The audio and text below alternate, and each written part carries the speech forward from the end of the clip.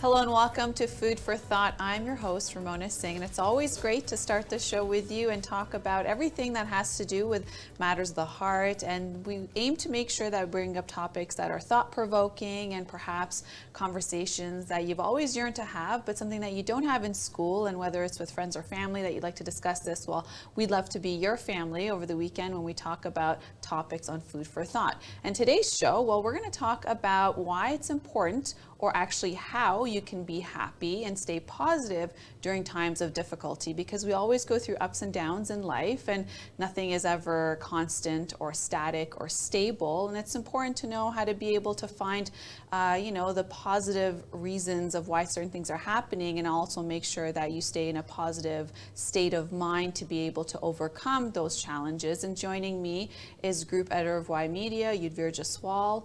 Hello, how are you? How are you doing? I'm doing great. Thank you so much for inviting me on the show, and I hope our viewers are going to really like today's topic once again. And as you just mentioned, usually what we do is that our topics are not based on facts but on opinions. So once again, this is a disclaimer. These are things we're sharing our opinions and from our own experience. Thank you so much. Yeah, absolutely. It's so important because, life has its ups and downs and its own challenges. And it's important to figure out how can you stay positive, because sometimes things feel like they come crashing down in your life and it's one thing after another thing after another thing. And sometimes it's very easy to go into a state of despair, perhaps, a depression, perhaps feeling, negative or unlucky or whatever the feelings are.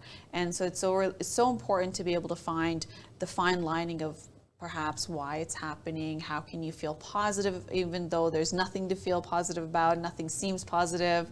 And I think this is so important because I think this is one of the major challenges we have in life when it comes to confronting difficult times. What do you think?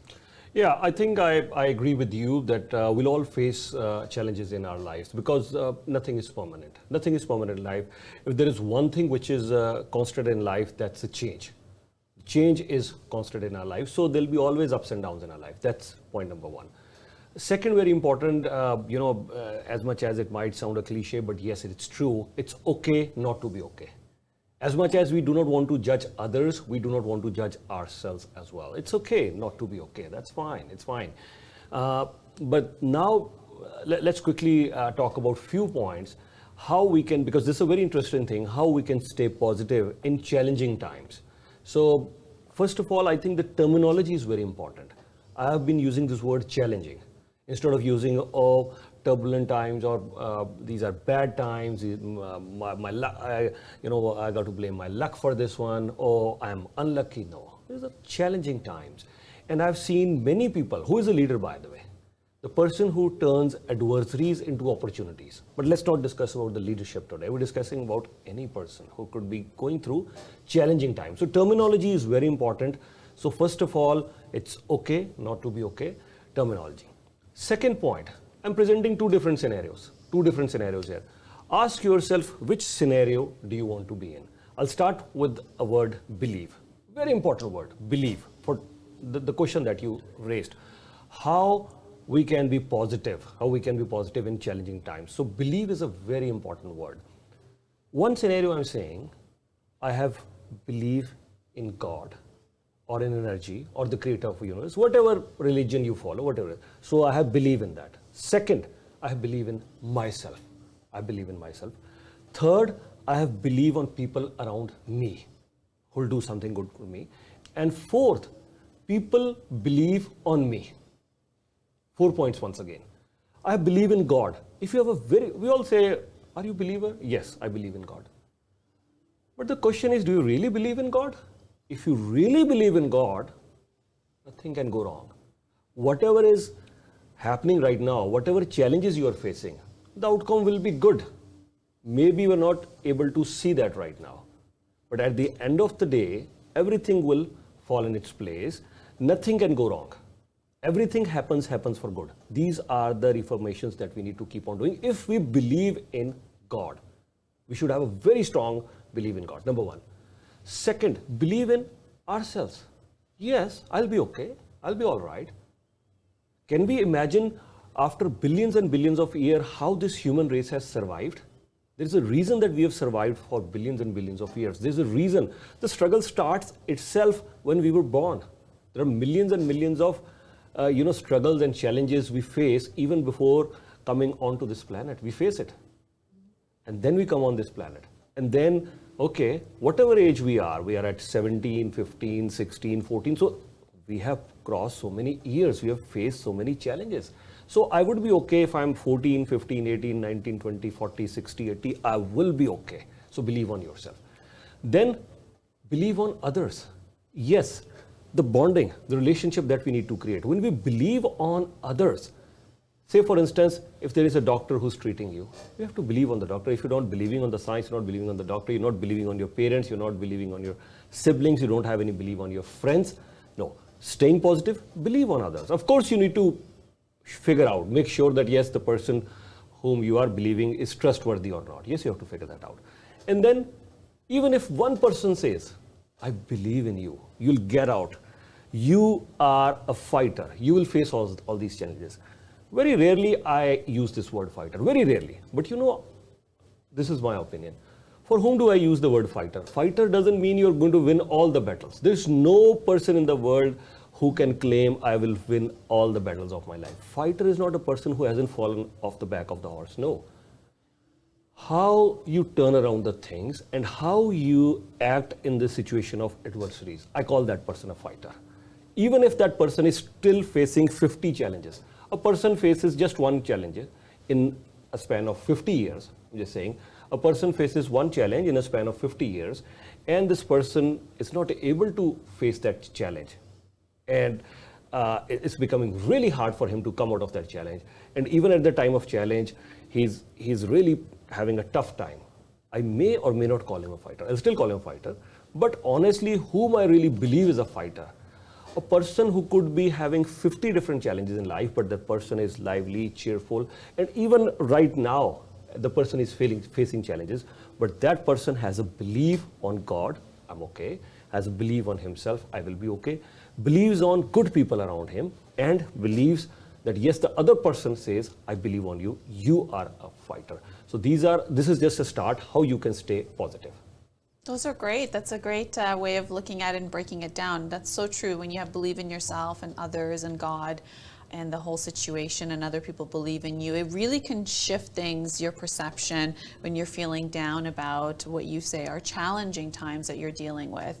And I think it has to also do with the mindset that you come with. Are you somebody who comes from a positive mindset or a negative mindset? The saying that, do you think the cup is half full or half empty? Ask yourself that question. Do you see the cup half full or half empty? I see the cup full, half with water and half with air. Yeah. The cup is full. So half full. Yeah, no, it's full. It's not half full. I see the cup full. I won't say it's half full. No. Half full means it's still half. Half full means we'll look at the water. But I'm saying it's full. Half with water and half with air. It's full. Okay, that's great. Yeah. So with this saying, some people will see it as, the terminology that you would hear. If you see it as half empty, you're coming from a place of lack, from a place of, a negativity where, I don't have, the victimhood mentality can very easily kick in. And so that's very important to be able to identify the difference between two, whereas if you see it half full, in your case, completely full with some air, then you're looking at it, the abundance, the fact that this life gives you access to everything. There's enough for everybody to go around. There's enough to share. I don't have to take from you to have enough for me because there's no mindset of scarcity. The belief system comes from that. Regardless of what you do, there's enough for everybody to enjoy. There's enough for it to go around. There is no lack of resources, no lack of abundance. But where you come from a scarcity mindset, you think that, oh my goodness, there's limited resources, and if I don't preserve and I sit on my half and I need to take from other people because if I don't have it, they have it. Don't look at like who has the source of supply. The abundance is within its universe. Like you literally didn't have to do anything to be born. You were just created without completely effortless on your part. Is not abundance on its own. The fact that you're alive, you're breathing, you're doing all sorts of without any effort, that's abundance. And so immediately it comes down to what is your mindset, and then it goes from then understanding that literally everything that happens to you, because there's going to be no point in your life where you're either stable like this or like this or like that. Everything has its time and place. Nothing lasts forever. So good time doesn't last forever. A bad time doesn't last forever. Just like you're born, you're not going to be alive forever. Even though your soul is eternal, it cannot be created nor destroyed in terms of the energy. The reality is this body that you're in, everything that you're experiencing is very momentarily in this lifetime. So understand that any challenging time that you're in, it really is going to be a momentary in your lifespan. And like you said, it's really how do you respond to it. So it's not about whether bad things or challenging things happen to you in life. It's really what is your perception? How do you respond? So for example, when I've had challenging times in my life, I've always looked at it because I come from a positive mindset. I think I come from abundance. I think the glass is half full. I think of, okay, well, what's the lesson I need to learn in this challenging time? Because there's always a lesson. If it wasn't a lesson, if it wasn't a challenging situation, then perhaps it wouldn't trigger me, or the other word is motivate me to look for the lesson, because I am an evolving human being. I'm a spiritual being having a physical experience in this life. I was born, I have this body, I'm having a physical experience. I understand that when it comes to my soul level, there is going to be levels of education or lessons that I'm going to graduate to evolve as a human being, whether it's my emotions, my IQ, my emotional intelligence, literally all of it is you have to evolve. And so when I come across a challenging time, I always look for the lesson, because I realize that the challenging time is not happening to me, it's happening for me. What's the difference? Something that happens to you, you go easily to a victimhood mentality that you can't help yourself, somebody else needs to help you, or something is unfair, everything is external of you. But when I started realizing that everything that's happening around me is just a mirror to the reflection of what I think on the inside, I realized I have full control and full capability to overcome anything that's in my external, because I created my world. The reason I'm sitting here is because I pursued, my time to be able to do media. Literally everything I created. Nobody just dropped me here and then I'm helpless. No, that's not the mindset that you should need to come with.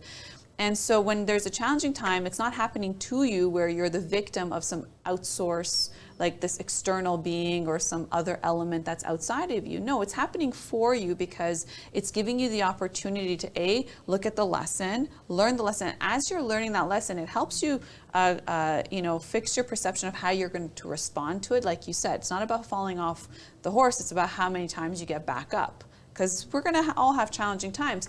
But what happens at the end of this challenging time, when you have figured out the lesson and you've taken the necessary steps to overcome these challenges, sometimes you don't have to do anything to overcome it. And sometimes you do have to do with some actions. You'll figure that out based on what the lesson is. Is the lesson to be more patient? Well, then that's that. Is the lesson to be somebody who's more into action and execution? That's whatever the lesson is, it's going to be different for every different circumstance, but understand it's not going to last forever. But when you overcome that challenging time and you understand the lesson, it actually helps you evolve as a human being. It makes you more resilient, because the next time something like that happens, you're not going to be as flustered because you're like, oh, I know how to deal with that. Oh, that's not that significant, because there's no shock value anymore, because now you've evolved. It's not something that's going to feel so enormous for you to deal with. And so understand these are opportunities for you to evolve and to become, whatever your goal is. You're never going to go from so for example, when you go to school, you don't start in junior kindergarten and then all of a sudden jump to grade 12. You got to go through all those steps. So if your goal is that long picture, well, you're going to have to go through some of these. And what's a challenging time really? A challenging time is something that you have no experience right away to deal with. That's why it's challenging. Something that you have experience to deal with doesn't become challenging anymore. Now it becomes something like you know what to do. Like for example, when I wanted to learn how to drive, it was challenging for me. I get behind the steering wheel, I get into the vehicle, and I got mirrors, I got this stick shift, I got to make sure that now I'm looking through 3 different mirrors, the rear view, the 2 side. I got to make sure I'm going between all these different factors. And it takes a little while. That felt challenging for me. Do I find it challenging right now that I drive to and back from everywhere that I have to go? No, not at all. So also understand that what you find challenging right now will absolutely not be challenging for you if you ever come across it in the future. Yeah, you made some very good points. I'll just elaborate a little bit more on them and add a few things more. You're talking about abundance and mindset. Let's start from there. You know, what is a mindset? When somebody says, do you come from a positive mindset or a negative? No, it's just the programming of our mind. That's about it. We don't like, okay, here is a child which is born. So are we going to label this child was born with a positive mindset or a negative mindset? Is this person coming from abundance? So it's just the programming of our mind. We just have to shift our focus. That's the key.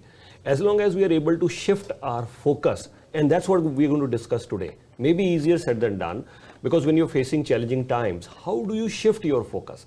First of all, start counting on your blessings. What do you have? You're talking about abundance. We all are having abundance of everything. What is it that we do not have? We all have everything. Yes, we could have a challenging time. We could face a financial loss. We could face a personal loss. Or yes, there are so many other challenging times as well in life due to health or due to other reasons. But at the end of the day, we need to shift our focus. Start shifting our focus that these are the things which I already have. You know, even if there was a pool that yes, everyone in the world is going to throw away their, sorrows in this pool and get an equal share, we might, we may not want to get our equal share. We might want to get back our share of sorrows or challenges in our life, because then that is the time we realize, imagine a mother in Yemen. What is she feeding to her children? Maybe leaves right now. So are our challenges more than that woman? So it's a shift of the mindset. There are so many good things. Start writing. If you'll start writing that these are the things I have. Do you have fresh air? Yes. Do you have fresh water? Yes. Do you have a roof on your head? Yes. Are you alive? Yes. Am I able to go at work? You might have lost a job. That's fine. Are you able to go at work? Yes. Will you ever find a job in your life? Yes. For me, it will be like, even writing down, will I ever be watching a movie again? Yes. Can I ever play a game again? Yes. There are 100 things that I can start writing and acknowledge that. And the next point that I want to make from abundance to all these things is acknowledging, what is that? Gratitude. If you feel gratitude, if you keep on feeling gratitude, yes, you are rewiring your brain for a positive mindset. Keep on feeling gratitude all the time that these are all the things that we have. Another very important point. What are you listening? What are you listening? What are you reading? What are you watching? That is very important. Try to listen, try to watch, and try to read. These three things are very important. I'll repeat again. Try to listen, try to watch, and try to read positive and inspiring things. If I am okay, there could be so many things at a global level. If I am tuned into the news all the time about wars and all those things, of course, I might get overwhelmed sometimes. But if I'm watching a movie which is inspiring, if I'm reading something which is inspiring, encouraging, motivating me, so all these three things are very important. Listen, read, and watch something which is inspiring. Another important point, what sort of company are you in? Certain times we have a habit of, many people, they have this habit. Hi, how are you? Oh, I'm doing great. And next, oh, you know what? This morning this thing happened. Hi, how are you? I'm great this morning. Yesterday night this thing happened. So you have to pick a good company, and which is good for yourself. And I'll also give you a tip, very important tip. Is this company good or bad for you? Is this company good or bad for you? If in the company of a person, you are loving yourself, you're falling in love with yourself, you feel great about yourself, in the company of any person, the company is good. If you start having negativity about yourself and others, then make sure you have to work on your company. I won't say anything because I'm not sitting here as a judge, but then you need to work on something. But as long as you have a company where you're feeling good about yourself, you're feeling great about yourself, you're inspired, you're motivated, your energy is charged, you love yourself, you feel good about yourself, then the company is okay. So very simple tip. So make sure your company is good. Yeah. What if you don't feel any of it, neither recharged or love or negative feelings? What if you're just flatlining in a company of someone? It's still not bad. It's still not bad for you, but then it depends. It depends. Yes, like I go in the company of people whom I feel that yes, it's not even a flat line. Yes, they're taking away my energy. But then, okay, if you can afford for that time, it's fine. Sometimes you have to be in a company, but try to avoid that, right? So flat line is fine. But if you're feeling low, if you have many challenges in your life, then try to spend at least some part of your time. Try to spend at least some part of your time in the company of people who you can see anyone who's full of energy, lively, in action. Try to spend more time because energy is very contagious, very very contagious. We are all emitting energy continuously. You will see that. Why do we start laughing watching a movie which is humorous? Why do we start laughing? It is contagious. Can we imagine there is a very emotional scene going on and 10 people around us, they're emotional, they're crying, and you can start laughing? No, because you're feeling that energy. There is a sad scene going on in the movie. The scene is sad. This is not even the company we're in. We are at that time in the company of a movie which is showing sad scenes. We could be in the company of a TV which is saying, the war has happened, this could happen, the nuclear war could trigger, 100 people could die. Okay, we are in that company now, right? So that's why we have this food for thought where you can be in good company, how to stay positive in life. That's so true, and it's so important to be mindful of what are you listening to, what are you watching, what are you talking about, and all of that in every aspect, whether it's through media, whether it's through conversation with others, because it is contagious, and it'll take you a different direction. And for people who are introverts, they'll have a harder time being around so many people all the time. But for an extrovert who gets energy by being around other people, you have to be so much more mindful of who you spend your time with. And even if it's family that is making you, bringing you into that, down mode, then you can love them from far. Yeah. Since you've spoken about family, so I'll quickly take another step, For now, relationships are very important. I think relationships are very important from two aspects. You just said even if it is family, you can start, meeting them from far or stay. Loving them from far. Like, I'm not saying disown them because you still love your family, but there's also got to be like this exchange of energy. And if they're somewhere where they don't want to be uplifted, then you got to let people go through what they need to go through. Yeah. Okay, I'll address that part now. Yeah. You just mentioned a very important part. Loving them from a distance. What is the best way to change a person? Start loving them. If you have a spouse or a boyfriend or girlfriend, of course, you cannot stick with them forever if you're finding a very toxic person or a narcissist by chance. But if you think, yes, you have a person, maybe your sibling or your brother or sister or a spouse or boyfriend or girlfriend whom we think is talking a bit negative or feeling low. So what do you do? How do you change them other than so many other things? One thing which is 100% sure, start loving them. We all say start loving them. We don't realize what it takes to love a person. No judgment with that person. And in the end, what is your final result? How can you say that, yes, I have started really loving this person, whether it was your spouse, your boyfriend, your girlfriend, your sibling. In this case, it could be your child. In this case, it could be a parent. The moment that person starts loving himself or herself, that is the time you know that, yes, I've really given a lot of love. That's the only way to change. Other than, there could be so many medicines. I don't go, I'm not a doctor, but this is the sure short way. Start loving that person. If you're giving him positive energy, your attention, your focus, your love to that person, the person will start feeling that, yes, I'm okay, I'm good, I can do this thing, I'm loving myself. Yes, and there's also the level of responsibility, like at all points. I think even as when you're no longer a child, you need to get to a point where you're taking full responsibility for yourself in your life. Everything good that's happening, everything what you think is challenging that's happening, literally everything is your responsibility. So in the case of a loved one who is going through challenging times, but they're also somebody who, come from perhaps a limited mindset, and this is something that they've experienced throughout their life, how they respond to life. It comes to the point of, again, like you said, loving them that unconditional love, but also you're leading by example of showing somebody who's completely responsible. You take full responsibility of your own life, meaning that anything happens, good or bad, it's not because of other people or other reasons. It's not external to you. And when you take that full responsibility, that's when you learn that everything's happening for you to find the lesson, for you to, understand something new, perhaps learn it in a quicker period of time, because that's when you learn actually things faster in a challenging time versus no challenge. It takes forever to learn something, whether it's a skill, whether it's a lesson. You get something challenging, oh my goodness me, I learn so quick. I know my speed of understanding, comprehension, and recovery is a lot faster if I didn't have a challenge. So I actually look at them as a blessing of times, because then I start looking at what's the cause and effect in this scenario. Okay, what am I experiencing?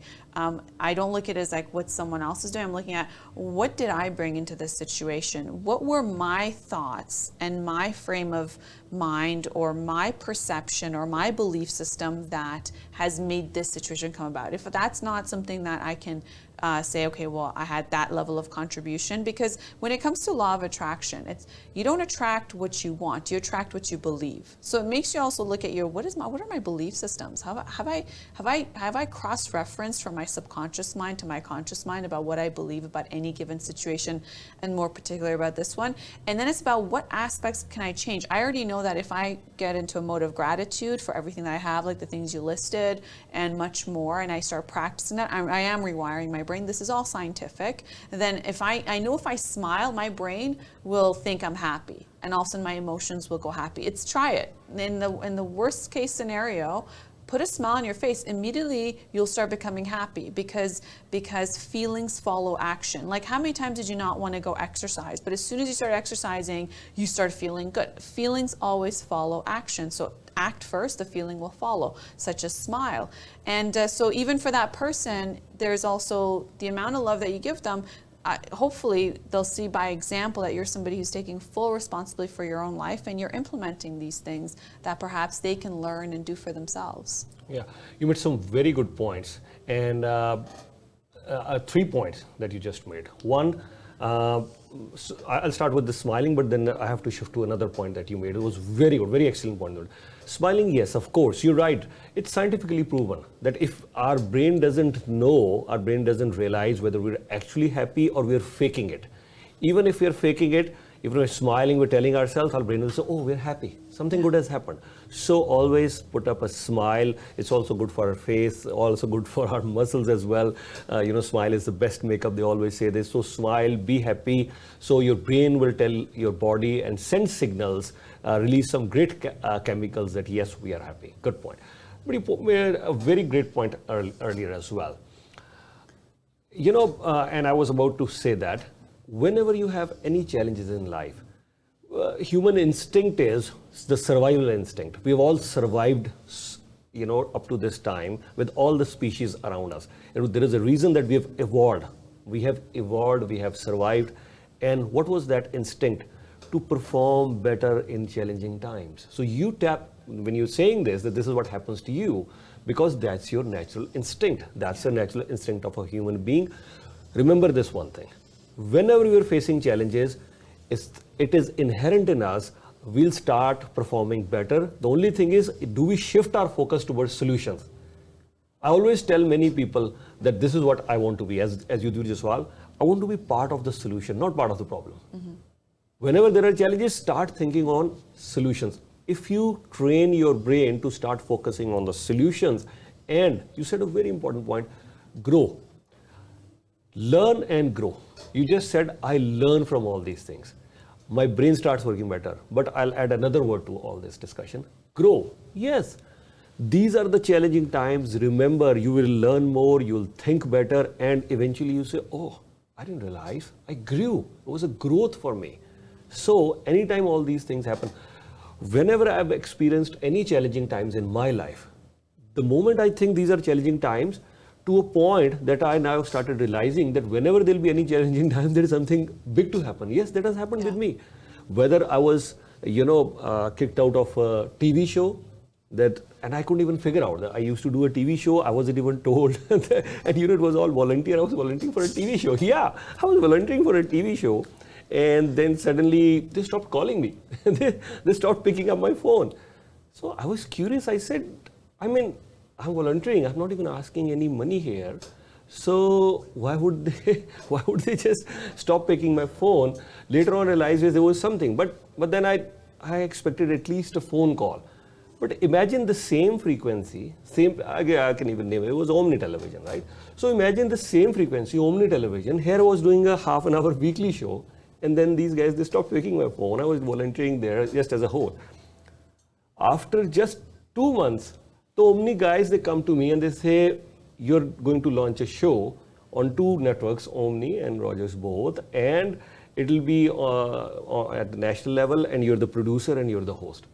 So here I was thinking why I've been moved out of that weekly show, and here this thing comes to. So that was one thing. Then, I used to do a 2-hour radio show on an AM frequency from 2 to 4. And then suddenly, for whatever reasons, my one hour was chopped. And then, yes, it was a very challenging time for me. I thought, no, I have developed this for a good 7 years of my life. I've built a business here. I've created so many things. It was a very challenging time. But then I started calling around, and here we are in just a span of maybe a couple of years. Instead of those 2, if I would have stayed in those 2 hours, I would have been in my comfort zone. I was making money. Everything was fine from 2006 to 2013. But in 2013, I was reduced to only 1 hour. So everything was working fine. But that really triggered that no, I'm no more going to be dependent on one frequency. That's point number 1. Second, I'll make sure that I won't have just 2 hours. So we're now almost running 24 hours. So that challenging time actually helped me to grow. Wow. So always think on these lines, that these challenging times, because I started thinking for solutions. They'll always help you grow. Another very important point, maybe you want to add something, and then I'll move to 4 more things which we can do to stay positive in challenging times. Sure, yeah, and I think it's great, and what you're describing in the scenario of when it came to your profession, and when they say when one door closes, another one opens. So that's fabulous how you described all those scenarios. Another thing that I think helped me anytime I went through a challenging time is, this saying that says, are you going to sink or swim? Yeah. So just like when you're thrown on a deep end, and you're all of a sudden you don't have the swimming skills because that's what you're calling the challenge, right? Because you're not the greatest swimmer, you've just been thrown over, and then you decide, am I going to sink? And when you sink means you're no longer alive, or am I going to swim because I got to figure it out? I got to get over this challenge, I got to get over the tide, and I'm going to get over it. And so anytime I've come across a challenging time, and if I can't figure out the lesson on the moment, or I can't figure out perhaps solutions right away, because I go into solution mode as well, because if I don't go into solution mode, then I'm just going to depress myself. I just think about the problem. That makes no sense. It's counterproductive for me to do that. So immediately, to hype myself up to get into even the solution mode, I say, Ramona, are you going to sink or swim? And I say, are you going to let this situation be what you sink? Like, how old are you? And I'm like, I'm too young to sink. I'm too young to sink. I have so much to live for. Am I gonna? So it's that self-talk where I just kind of prep myself. I prime myself. It's called priming yourself to get to your optimal level, where then your brain says, okay, let's start thinking about a solution, because the other option is not even an option. Sinking is not an option. So as soon as I cross that off, so I don't feel sorry for myself or have a nice little pity party and call 2 other friends so they can join my pity party and give me, their attention. And no, that's the wrong frame of mind, because then I'm just sinking and sinking and sinking. And I'm also taking some other people with me to sink with me. So when I prime myself to say, okay, this is I'm too young to go through to sink at this situation. This scenario is too small for me to even sink what my capacity, my capability, and the life I want to live over this scenario. So I even minimize the scenario. Like, what is this? What is this? And the big scale of everything, this is peanuts, this is nothing. And then all of a sudden something activates, and I'm able to think outside the box and look for the solutions and start looking at what are the steps I can take to implement these solutions. Wow, great.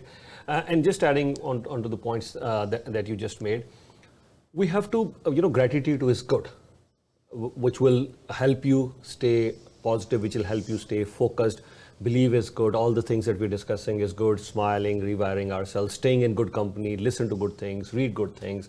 But then you got to do certain other things continuously in your life, which will, keep you in the positive zone for most of the time, even when you're not even facing any challenge. But when you're facing your challenge, then even good. One is, I was talking earlier, I'll talk a little bit more about that. That's build strong relationship. As long as you have strong relationship in good times, these are the strong relationships which will come very handy in challenging times, because they help you a lot. One of the guys I was listening, and he made a very important point. He said, there was a surgery being done. And what happened, they brought a loved one, and the loved one held one hand. And they were also checking the pain index, happiness, and they were checking so many things. And they found in normal surgeries, you would feel more pain, but this person felt lot less pain and so many other negative emotions, but lot more of positive emotions. Why? Because during the surgery, this person's hand was being held by a loved one. I heard this somewhere as well. The world is forgetting to love. The world is forgetting how to be compassionate. So if we keep building a network of good relationships around ourselves, that is going to come very, very handy in challenging times. Another point, helping others. You could say, I'm in need, I'm facing challenging times. How are we even talking about helping others? Helping others should always be your motto, always. What I've realized, this is one of the strongest purpose of life. As much as there could be other things, some people say, what's your purpose life? Moksha prapt karna hai. Moksha means, okay, I want to beat the life. And it's in religion. I don't want to go into the religious aspect, leaving the religious thing aside. There are so many things that people want to do. But here, everything is in front of you. There are people who are suffering, people who need help. Are we able to help anybody? Help could be as simple as, asking or listening to somebody's issues. You're just listening. That's a help in itself. If we are able to help someone, that will give us happiness. If we are able to share, another part is sharing. There is a difference between helping and sharing. Sharing is one step further. If you have something, anything in abundance, are we willing to share with others? That is called sharing. This will make us more positive, and even in times of challenging time, we'll see, okay, I have done very well. And remember, I say that in Hindi, and I'll say that in English as well. अच्छे लोगों के साथ हमेशा अच्छा होता है. Good things will always happen with good people. अच्छे लोगों के साथ हमेशा अच्छा होता है. If you're good, as long as you're satisfied, I'm doing good in life, I do not hurt anybody, make yourself in a positive frame of mind, good things will naturally come to you. That's fantastic, and you're right. Service is always one sure way to get away from any troublesome times that you're experiencing when you go to help others and when you go to serve.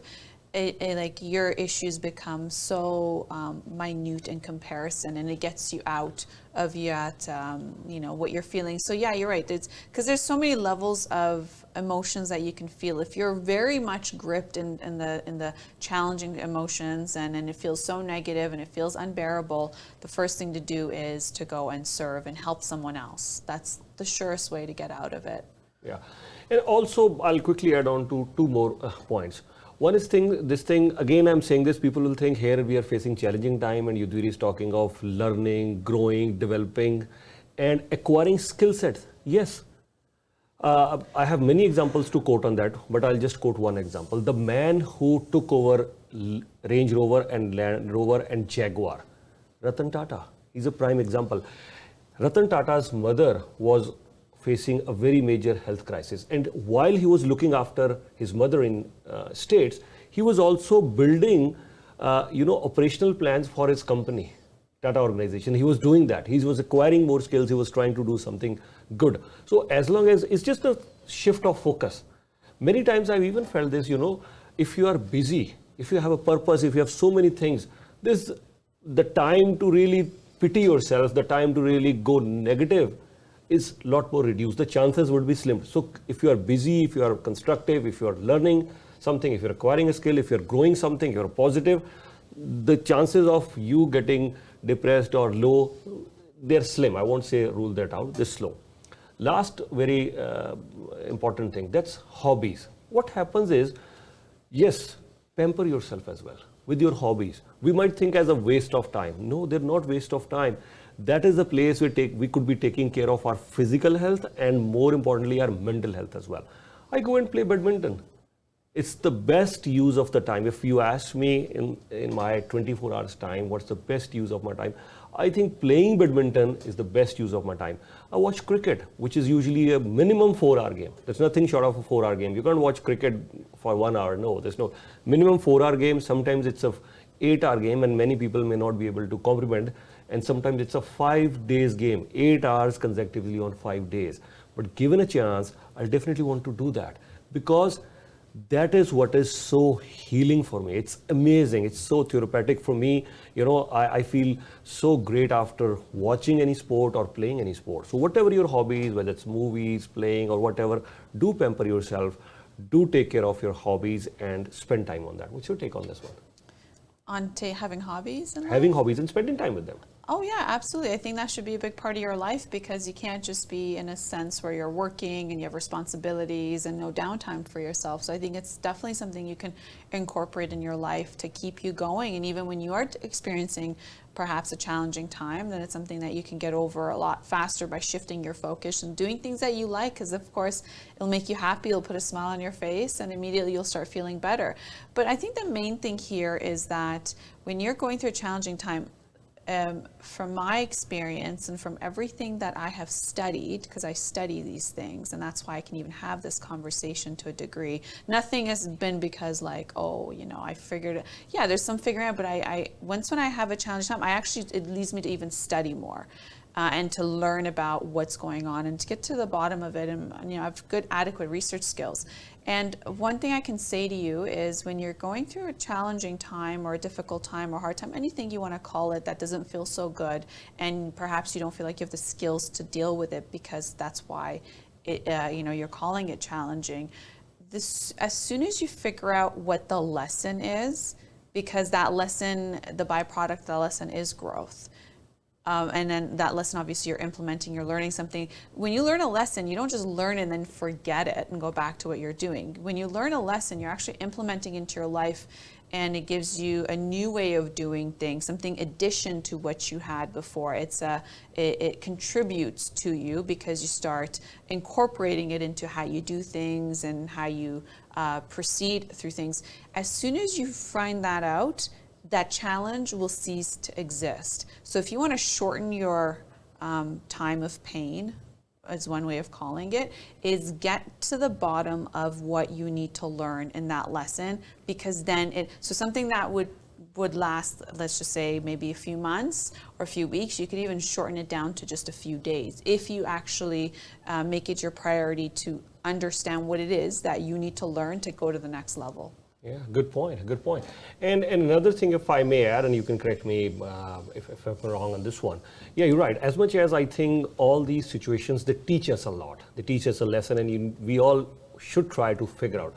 But just in case you're in the middle of this challenging time and you're not able to figure out what the lesson is being taught, so let's not get overwhelmed that, yes, where is the lesson? Is it coming? Am I going to shorten it out? Yes, as much as we should try finding that lesson.